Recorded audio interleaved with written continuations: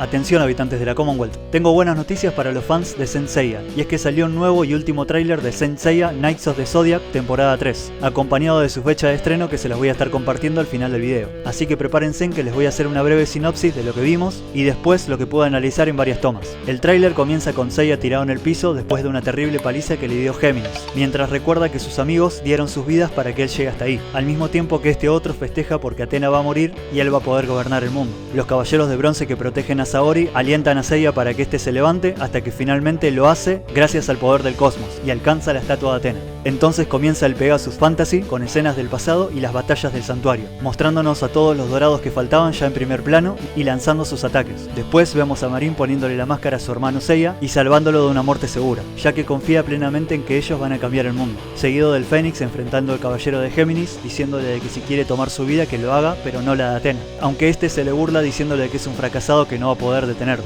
Entonces Seiya le pide a Athena y a sus amigos que le den fuerza y este hace arder su cosmos, lanzando un último gran golpe al caballero de Géminis, a la vez que vemos el sacrificio que hicieron sus amigos por él, finalizando con Seiya alcanzando nivel máximo que hasta las alas del Pegaso le salieron. Ahora sí vamos a hacer un pequeño análisis y punto de vista de las escenas más importantes, y obvio con spoilers de lo que todos ya sabemos, por lo que si hay gente nueva de aquel lado, tengan cuidado.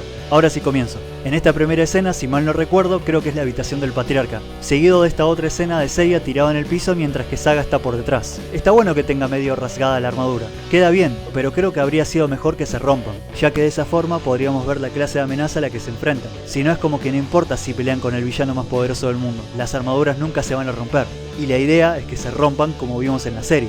Así también tiene sentido el reparador de armaduras. Acá tampoco vemos mucha sangre que digamos, pero por lo menos está un poco más raspado y maltrecho. Espero que esta temporada tenga aunque sea un frasquito de 100 mililitros de sangre, si no me voy a decepcionar un poco, ya que se vienen buenos combates. Shiryu esquivando flechas. Quizás lo primero que se nos cruza por la cabeza es el ataque de las flechas doradas de Ptolemy y de Sagitta, pero no es así por estas razones. Primero que cuando este arrojaba las flechas eran color fantasma, no doradas, solo la que impactó con Saori era flecha dorada. Y segundo que Shiryu, al igual que el resto de sus compañeros, tenían puestas las armaduras. Mi teoría es que algo pasa en la casa de Sagitario y quizás a Ioros los pone a prueba uno por uno, entonces se sacan las armaduras para pasar dichas pruebas.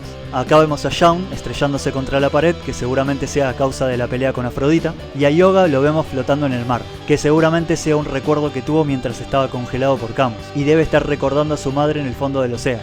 Milo de Scorpio atacando con su aguja escarlata, que seguramente sea la batalla contra Yoga, y Camus de Acuario lanzando su ejecución de Aurora nuevamente contra Yoga, a menos que estas dos escenas mencionadas sean reciclaje de lo que ya vimos, pero no creo. Primer vistazo de cerca a la cara de Saga de Géminis arrojando su explosión de galaxias a Seiya o a Ikki, que por cierto quiero creer que cuando veamos al verdadero Saga en su lado bueno, este lleve el cabello celeste o azul como corresponde, y no las ridiculeces de ponerle el cabello violeta como hicieron en la saga de Hades, también en Soul of Gold y en algunos videojuegos, cosa que la serie de Saint Seiya sí supo respetar. Hasta ahora esta serie viene bien, y en el póster que salió hace un tiempo Saga tiene el pelo azul, esperemos que siga así. Continúo. Y después estas dos imágenes de Yomotsu y Saori ahí dentro muy cerca de los muertos, que nos recuerda mucho la película de Abel cuando Saori se dirigía a Yomotsu y Seiya la salva.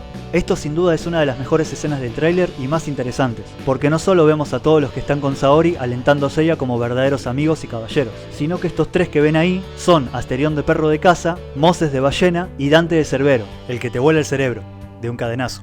Estos son los caballeros de plata enemigos junto con los caballeros de bronce secundarios, lo que me parece perfecto y muy inteligente por parte de los creadores de esta serie, porque en un mundo real tiene todo el sentido que estos caballeros de plata se unan por Athena una vez que conocen la verdad. Esto es algo totalmente lógico y lo que tenía que haber pasado en la serie original, y gracias a esta serie CGI que tantos critican, lo tenemos. Acá vemos a Seiya levantándose y alcanzando la estatua de Athena, Ikki volviendo de la muerte para enfrentar a Saga, Shaka en el aire como siempre, Mu con la armadura un poco estropeada después del ataque explosivo del patriarca, y algo más interesante es este personaje misterioso que se le aparece a Ioria mientras sigue inconsciente después de la batalla contra Milo. Obviamente que es a Ioros de Sagitario que fue a visitar a su hermano, porque si observan bien, tiene la ropa de entrenamiento que siempre usa cuando está sin armadura, además de que irradia cosmos de caballero dorado. Y acá vemos otro punto fuerte del tráiler, porque en esta escena se nos acaba de confirmar que vamos a ver el verdadero asesinato del patriarca Xion a manos de Saga de Géminis, algo que nunca vimos en la serie original, pero sí lo pudimos ver en Saint Seiya, o también en fragmentos del juego de Saint Seiya Pachinko. Solo espero que en esta adaptación la escena sea larga y épica. Bueno, acá podemos ver a Xion atada con cadenas, que es lo más probable que sea un flashback del pasado cuando entrenaba para ganar su armadura en la isla Andrómeda. Claramente acá tenemos una escena del último dragón.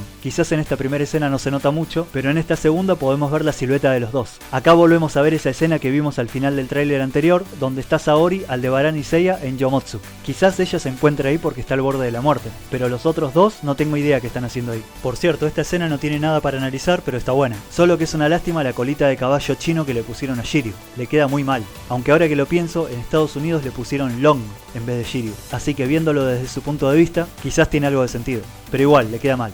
Esta escena de Saga dándose vuelta repentinamente y atacando a Seiya es espectacular. Pero también tengo una teoría. Quizás es el momento que, al igual que en el anime, Saga tiene sus episodios de transformación y sigue caminando hasta que se empieza a burlar de Seiya.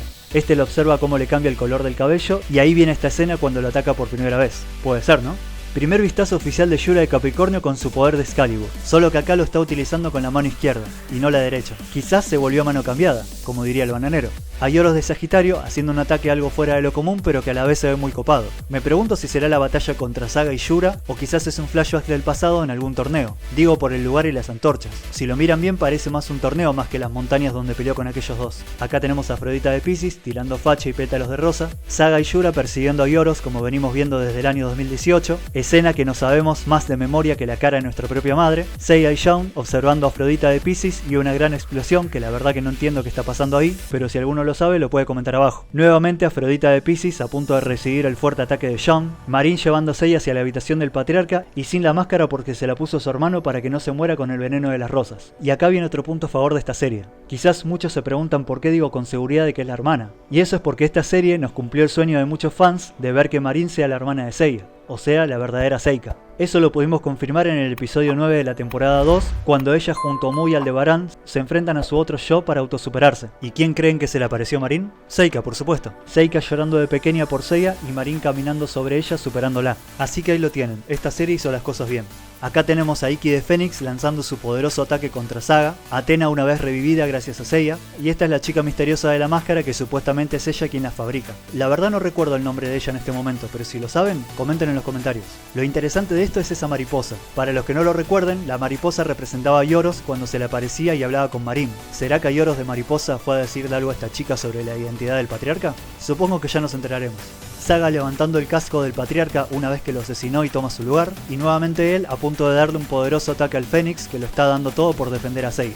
Acá tenemos varios flashbacks del pasado de los protagonistas de pequeños, como por ejemplo Yoga con su maestro Camus, Ikki con su hermana Shaun y Seiya con su hermana Seika, Marin. Seiya elevando su cosmos al máximo, incluso cuando le faltan todos sus sentidos, lo pueden corroborar viéndole los ojos, está ciego. Esta otra escena que está bastante interesante y fuera de lo común de siempre ver las dos armaduras doradas y sus constelaciones. No, acá los protagonistas son los caballeros de bronce. En realidad son 10, pero en esta serie como se les sumó Yune, son 11. En sentido de reloj, tenemos a Nachi de Lobo, Ichi de Hidra, Yune de Camaleón, Shaun de Andrómeda, Yoga de Cisne, Shiryu de Dragón, Seiya de Pegaso, Ikki de Fénix, Geki de Oso, Van de León Menor y Habu de Unicornio, todos acompañados de la diosa Athena en el centro. Tenemos esta escena un poco romántica entre Seiya y Saori que podría recordarnos a los primeros episodios de la serie en donde los dos se abrazan y caen juntos por el precipicio. Acá vemos a Seiya haciendo el choque giratorio de Pegaso con Saga, o más conocido como el que te agarra y nos rompemos la cabeza juntos, Shiryu y Yura en el último dragón, Yoga ejecutando la ejecución de Aurora con la intención de ejecutar a Camus, quien está ejecutando la ejecución de Aurora para ejecutar a Yoga antes de que este lo ejecute a él, Shaun lanzando su tormenta nebular a Afrodita, Ikki dando la vida por su amigo, y acá está el plasma relámpago de Ioria,